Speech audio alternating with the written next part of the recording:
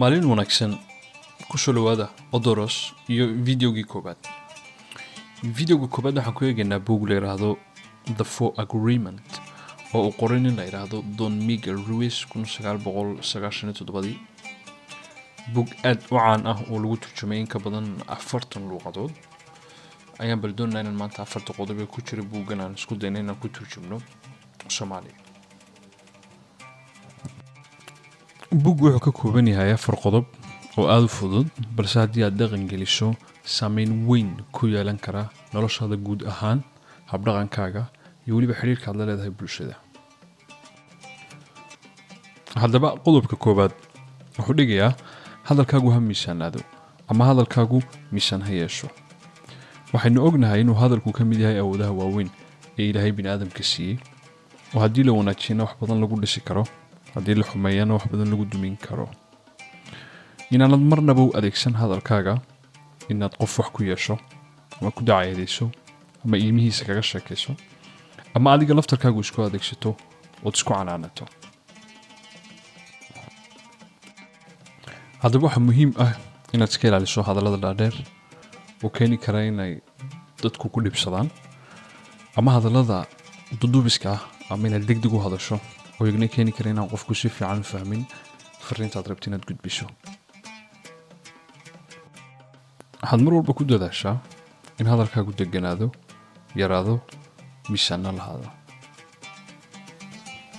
qodobka labaad wuxuu leeyahay wax kasta oo dhaca ama wax kasta oo lagu yidhaahdo marnaba ha u qaadanin shakhsiyan ama personal.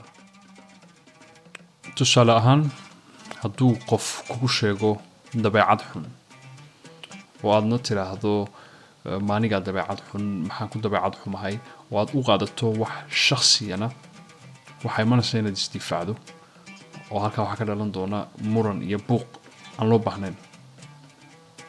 balse haddii aad fahamsan tahay in qof waliba aragtiyihiisa iyo mabaadi'diisa gaarka ah uu wato oo sawirka uu adiga kaa haysto iyo qofka aad tahay aanay shaqo iyo shuqul isku lahaynna waqti sidaas kuma luminaysid inaad tirahdid waa saxsan tahay ama waa qaldan tahay sababtoo ah waxaad og tahay inaanay wax xidhiiri ka dhaxaynin qofkaas sawirka uu kaa haysto iyo qofka aad run u tahay adigu.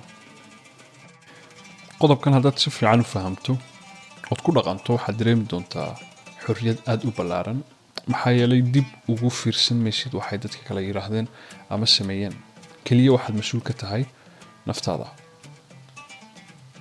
qodobka saddexaad wuxuu dhigayaa waxba ha mala awaalin ama ha sawiranin ama ha malaysanin qofba siduu yaqaano. haddii aad su-aal qabto marnaba ha ka samaysan ama ha mala awaalinin jawaabaha balse weydii ciddaad sileedahay way kaaga jawaabi karaan su-aalahaad qabto.